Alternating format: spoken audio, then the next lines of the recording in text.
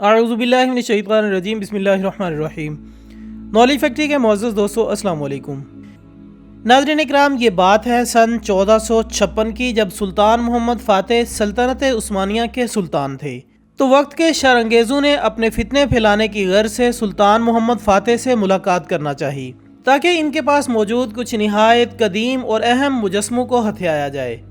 ناظرین، دراصل وہ لوگ کسی بت پرست تنظیم سے تعلق رکھتے تھے، لہٰذا سلطان محمد فاتح نے ان سے ملنے سے انکار کر دیا۔ کہا جاتا ہے کہ یہ مجسمہ میڈوسا نامی ایک تاریخی کردار کا سمجھا جاتا تھا، جو کہ اپنے دور کی پراسرار شخصیات میں سے ایک سمجھی جاتی تھی کہ جو بھی اسے دیکھتا تھا وہ پتھر کا ہو جاتا تھا۔ جی ہاں ناظرین، کہا جاتا ہے کہ میڈوسا اپنے بے شمار گناہوں کے سبب ایک بڑے عذاب میں مبتلا کر دی گئی تھی، جس میں اس کے بالوں کی جگہ سانپوں نے لے لی تھی، جبکہ اس کی آنکھیں نہایت خوفناک قسم کا روپ دھار چکی تھیں۔ لہٰذا جو بھی اسے دیکھتا وہ حیرت کے مارے پتھر کا بت بن جاتا۔ پھر اس کی موت کے بعد اسے ایک خاص مقصد کے تحت ایک صندوق میں بند کر کے محفوظ کر لیا گیا، لیکن ایک جنگ کے دوران وہ صندوق غائب ہو گیا، جو کہ بعد ازاں سلطنت عثمانیہ کی تحویل میں آ گیا۔ چونکہ سلطنت عثمانیہ کے سلطان اس صندوق کی اہمیت کو جانتے تھے، لہٰذا اسے بیسیلیکا سینٹان محل کے نیچے زیر زمین محفوظ کر لیا گیا۔ ناظرین، یاد رہے کہ بیسیلیکا سینٹان قسطنطنیہ کے عظیم محل کے ساتھ ساتھ دوسری عمارتوں کو بھی پانی کی فراہمی کے لیے استعمال ہوتا تھا۔ اس کا مقصد پانی ذخیرہ کرنے کے ساتھ ساتھ ان عمارتوں کے لیے پانی کی فلٹریشن کرنا بھی تھا۔ تاہم اس صندوق کے بارے میں ان لوگوں کو علم ہو چکا تھا کہ وہ سلطان کے پاس ہی ہے، لہٰذا اٹلی سے تعلق رکھنے والے کچھ لوگوں نے اس وقت سلطان محمد فاتح سے ملنا چاہا، لیکن سلطان محمد فاتح سے ملنا چونکہ آسان نہ تھا، لہٰذا کئی کوششوں کے بعد بھی وہ ناکام رہے اور بار بار سلطان سے ملنے کی خواہش ظاہر کرتے رہے۔ اس کے لیے انہوں نے بہت سے جتن کیے تاکہ سلطان سے ان کی ملاقات کروائی جا سکے، لیکن سلطان محمد فاتح نے ان کے بے حد اصرار کے باوجود ان سے ملنے سے انکار کر دیا۔ سلطان کے انکار کے باوجود وہ لوگ پھر بھی سلطان سے ملنے کے لیے بضد تھے۔ اس کے بعد سلطان محمد فاتح نے اپنے ایک نمائندے کو ان سے ملاقات کرنے کے لیے بھیجا۔ جب سلطان کے نمائندے نے ان سے ملاقات کی وجہ پوچھی تو انہوں نے استنبول میں موجود زیر زمین قدیم تالاب تک جانے کی درخواست کی، تاکہ وہ میڈوسا کی قبر نما صندوق تک پہنچ سکیں، اور سلطان محمد فاتح کو میڈوسا کی اس لاش کے بدلے میں بہت سی دولت کی لالچ بھی دی، لیکن سلطان محمد فاتح نے انہیں وہاں لے جانے سے انکار کر دیا، اور ساتھ ہی ان کی خفیہ چالوں کے سبب اس جگہ حفاظتی اقدامات کو مزید سخت کر دیا گیا، تاکہ یہ بت پرست تنظیم کے لوگ کسی سازش کے تحت اس مقام تک نہ پہنچ سکیں۔ اس کے علاوہ سلطان نے اس صندوق کو بھی وہاں سے کسی اور جگہ منتقل کروا دیا۔ اس تمام معاملے کو بے حد خفیہ رکھا گیا۔ اس طرح کئی سال گزر گئے اور اس کی لاش کو دوبارہ نہ ڈھونڈا جا سکا۔ پھر جب دنیا اسلام کی عظیم سلطنت کے عظیم حکمران سلطان عبدالحمید کا دور حکومت شروع ہوا، تو چونکہ وہ پراسرار چیزوں اور قدیم نوادرات پر مطالعے کا شوق رکھتے تھے، لہٰذا کسی طرح انہیں بھی اس لاش کا علم ہوا، اور تاریخ کے مطالعے سے اس کا مطالبہ کرنے والوں کا بھی پتہ چلا، تو سلطان عبدالحمید نے تجسس کے مارے اس میں دلچسپی لینا شروع کر دی۔ ریسرچ کے دوران ان خفیہ تنظیم کے جاسوسوں نے مخبری کر دی اور انہیں معلوم ہو گیا کہ سلطان عبدالحمید بذات خود اس معاملے کو دیکھ رہے ہیں۔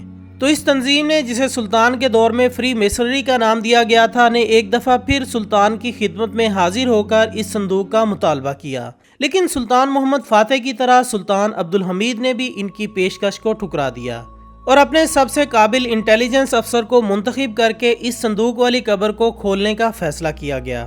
لہٰذا جب اسے کھول کر دیکھا گیا تو اس میں موجود لاش کو دیکھ کر سلطان عبدالحمید سمیت تمام لوگ حیرت زدہ ہو کر رہ گئے، کیونکہ اس میں ایک سانپ کی شکل والی مخلوق کو ممی کی صورت میں محفوظ کیا گیا تھا، جس کا زیادہ تر حصہ جل چکا تھا۔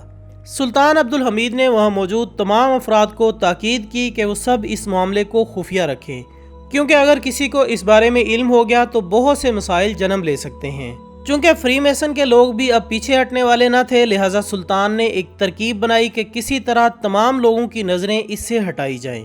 لہٰذا انہوں نے بہت سے لوگوں کو اکٹھا کیا اور سب کے سامنے اس صندوق کو رکھ دیا، اور اعلان کیا کہ یہ صندوق وہی ہے جس کے کھولنے کے مطالبے کیے جا رہے ہیں، لیکن میں اس قدیم تاریخی چیز کو ضائع نہیں کرنا چاہتا، اس لیے اسے کھولنا نہیں چاہیے، کیونکہ اسے کھولنے سے جو روشنی اس پر پڑے گی وہ اندر موجود چیز کو مکمل طور پر جلا کر رکھ دے گی۔ اس طرح وہاں موجود بہت سے لوگوں نے اس قبر کی تصدیق کر دی اور یہ معاملہ وہیں ختم ہو گیا۔ اس کے بعد کسی نے بھی اس معاملے پر توجہ نہ دی، لیکن یہ مجسمہ ترکی کے مشہور تاریخی مسجد کے مقبرے کے قریب آج بھی موجود ہے۔ لیکن اطلاعات کے مطابق یہ کہا جاتا ہے کہ اب اس صندوق کے اندر کچھ بھی موجود نہیں۔ اس بارے میں مختلف شکوک و شبہات پائے جاتے ہیں۔ کچھ لوگوں کا خیال ہے کہ سلطان عبدالحمید نے اس میں موجود لاش کو کسی اور جگہ منتقل کر دیا تھا، جبکہ کچھ لوگ کہتے ہیں کہ ان فری میسن شیطانی تنظیموں نے اس لاش کو وہاں سے نکال لیا تھا، لہٰذا یہ صندوق آج اندر سے بالکل خالی ہے۔ جبکہ بعض لوگ یہ بھی کہتے ہیں کہ بعد ازاں سلطان عبدالحمید کے خاندان میں سے کسی نے اس تک رسائی حاصل کر کے بیش بہا قیمت کے عوض اسے بیچ ڈالا تھا، لیکن حقیقت سے صرف اللہ تعالیٰ ہی واقف ہے۔ البتہ یہ بات بھی سچ معلوم ہوتی ہے کہ شیطانی تنظیمیں اس تک پہنچ گئی ہوں گی، کیونکہ آج شیطانی تنظیموں کی بنیاد رکھنے والے شہر ویٹیکن کی عمارتیں اپنے اندرونی ڈیزائنز میں کئی ایسی تصاویر سموئے ہوئے ہیں جو کہ میڈوسا اور سانپوں جیسی نظر آتی ہیں، جس سے معلوم ہوتا ہے کہ شاید یہ تنظیمیں اس صندوق تک پہنچنے میں کامیاب ہو گئی ہوں گی۔ لیکن یہاں اہم بات یہ بھی ہے کہ میڈوسا کی لاش کو آخر اتنی اہمیت کیوں دی گئی؟ تو دوستو، یہ بات آج تک ایک راز ہی ہے جس پر سے پردہ نہ اٹھایا گیا، لیکن امید ہے کہ سن 2023 میں ترکی میں سلطنت عثمانیہ کی بحالی کے بعد جہاں اور کئی اہم رازوں سے پردہ اٹھایا جائے گا، وہیں اس معاملے کو بھی یقیناً نظر انداز نہیں کیا جائے گا، جسے سلطان محمد فاتح اور سلطان عبدالحمید خان جیسے نامور اور عظیم حکمرانوں نے بھی نظر انداز نہ کیا تھا، جن کا دور حکومت ایک مثالی دور گردانا جاتا ہے۔